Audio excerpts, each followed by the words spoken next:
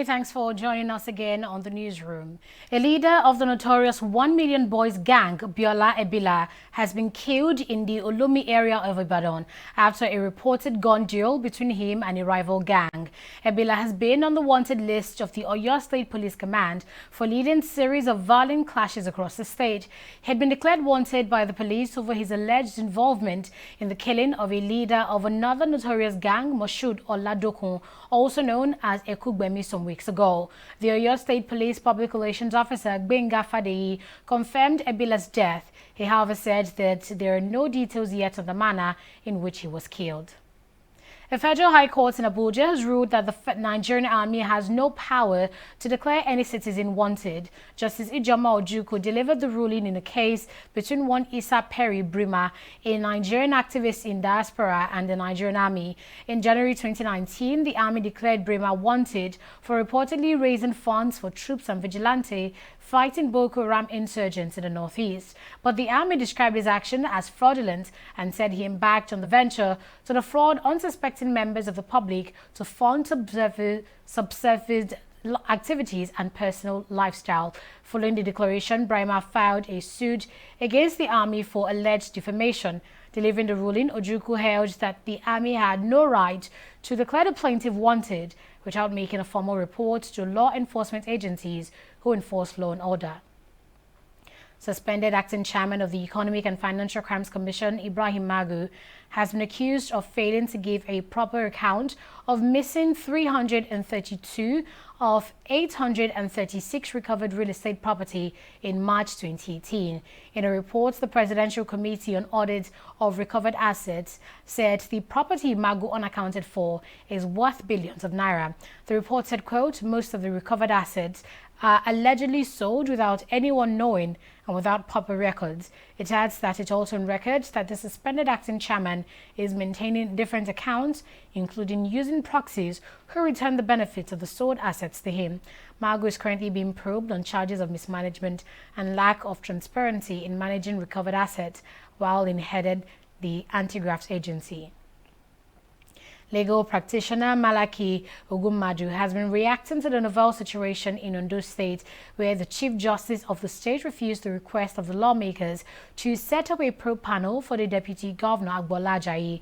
Given reasons for rejecting the Assembly's request, Justice Olariwaju Akeredolu said the House had not completed the constitutional process that would make her grant the request. Speaking on TV360's flagship program, the G360, Ogunmadu proposed that the Nigeria Judicial Council step in to resolve the situation. What can happen is, like I said, it could be reported to the National Judicial Council, or alternatively, they can go to court. Don't forget, she has cited that there has been a suit in this matter, yes, in respect of which there was probably, I'm not too sure, an order, a restraining order, an injunction, or whatever it is. But I'm saying, with respect to this decision that she has taken, which is very interesting, which is very novel, either party can decide to approach the court, once again, to determine what she is supposed to do in that instance, whether or not she is at liberty to decline the request made by the Speaker of the House of Assembly, knowing fully well that without the composition of that panel, mark you, it is not the members of the House of Assembly that conduct the investigation. It is a 7-man panel constituted by the judge, the chief judge of the state, that undertakes that exercise.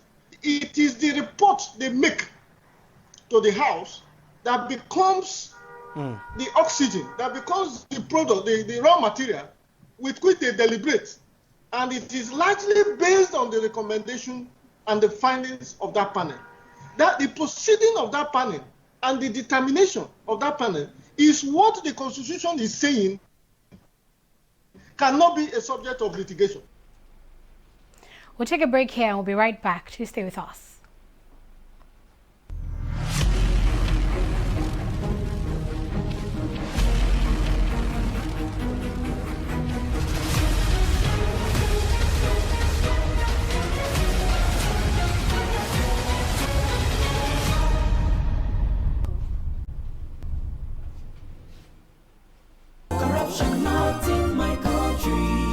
Hello? Yeah, I found your wallet in front of a supermarket. Meet me at Apple Junction. Yes, I'll be waiting for you. Now we find out. Two of us. Thank you very much, officer. You know, it's surprising that men like you still exist in the police force. Yes, so... Oh, yes. This is just a token of my appreciation. Oh, no, you don't need to do this. We are only doing our job. Thank you very much. God bless you. You're welcome. Now I know police is really my friend. Yes. Friend. Hey. Okay, which came up with this one? I don't understand. You know your problem. You are greedy.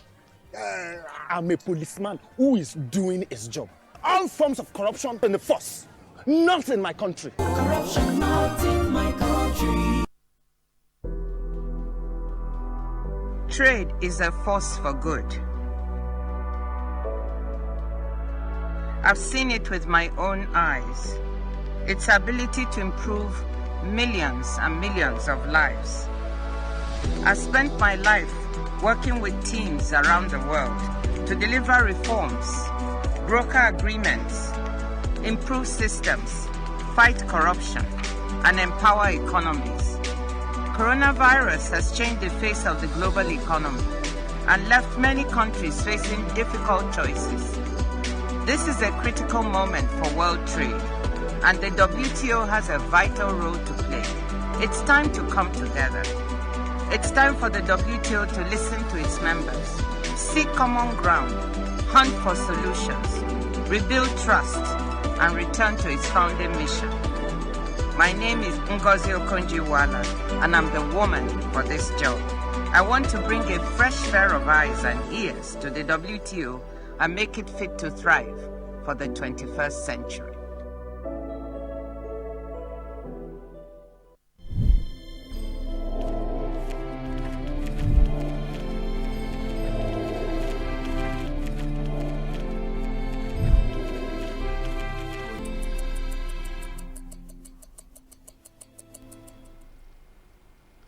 Nigeria on Sunday reported 571 new cases of COVID-19 with 343 more recoveries.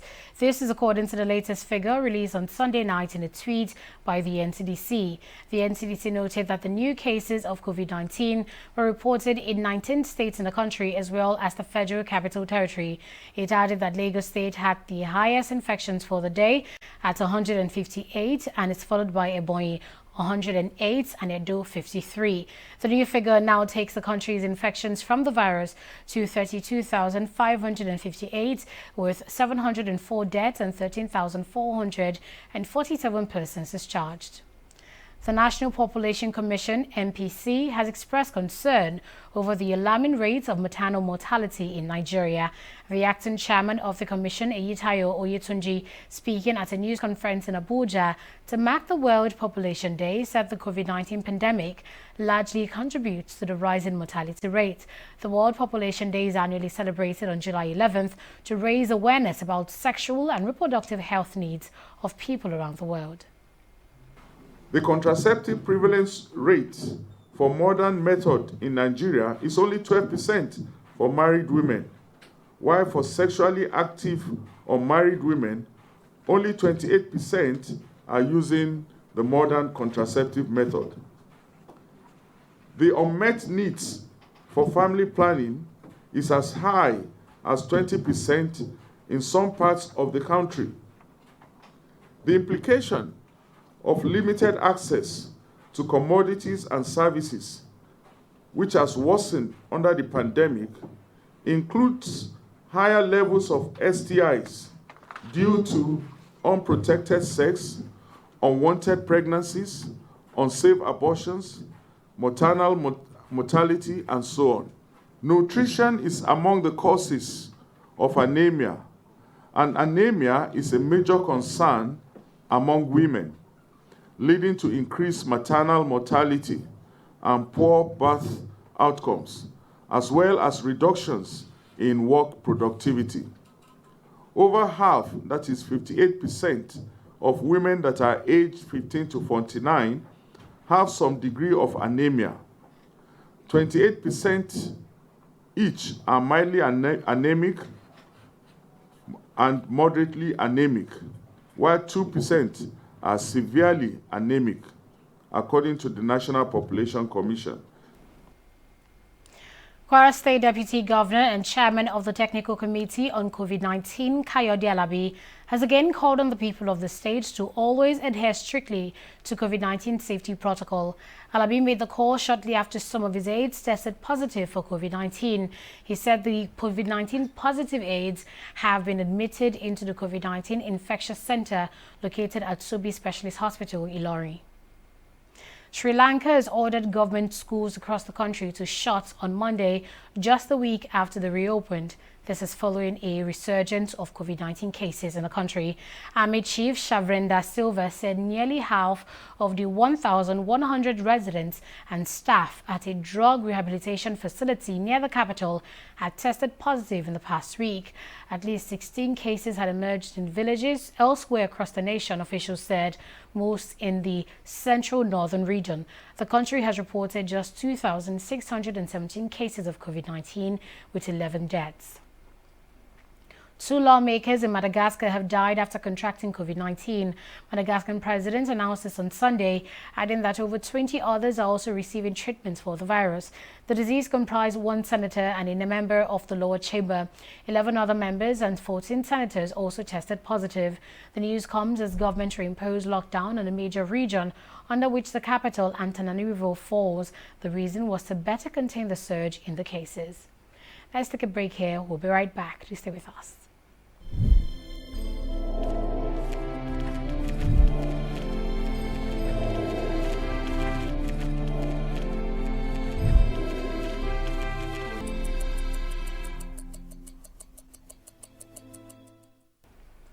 The federal government has ordered all contractors handling power projects across the country to return to their various sites following the gradual relaxation of COVID-19 lockdown.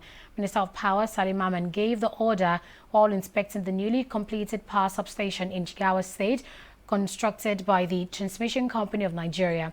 He noted that the impact of the COVID-19 pandemic on the power sector was severe, but said the contractors must return to work since the lockdown was being eased. Maman also revealed that the new power substation in Gagarawa would boost power supply in over 7 local government areas, including an industrial area. At least 43 people, including security forces, have been wounded in a car bomb blast, followed by an exchange of gunfire near an office of the Afghan intelligence agency. Clashes broke out between Afghan security forces and unknown gunmen on Monday after the bomb attack, which targeted a government facility located in the northern province of Samagan. Authorities say the number of casualties is expected to rise, and no group has claimed responsibility for the attack. Zinzi Mandela, the youngest daughter of South African first black president Nelson Mandela, has died at the age of 59. She died in the Johannesburg hospital in the early hours of Monday morning. At the time of her death, Mandela was serving as the South African ambassador to Denmark. The cause of her death was not immediately revealed. Zinzi Mandela was Nelson Mandela's 6th child and second with anti-apartheid activist Winnie Mandela, his second wife. The Court of Arbitration for Sports has lifted a 2-season ban from European competitions imposed by UEFA on Manchester City. This means Pep Guardiola's side will be free to play Champions League football next season. The court also reduced the initial fine of €30 million to €10 million on appeal. City were accused of deliberately inflating the value of income from sponsors with links to the Abu Dhabi United Group, also owned by City owner Sheikh Mansour, to avoid falling foul of financial fair play regulations between 2012 and 2016. The case against City was reopened in 2018 when a series of leaked emails was published by German magazine Der Spiegel. And that's it on the newsroom at this time. Thank you for watching.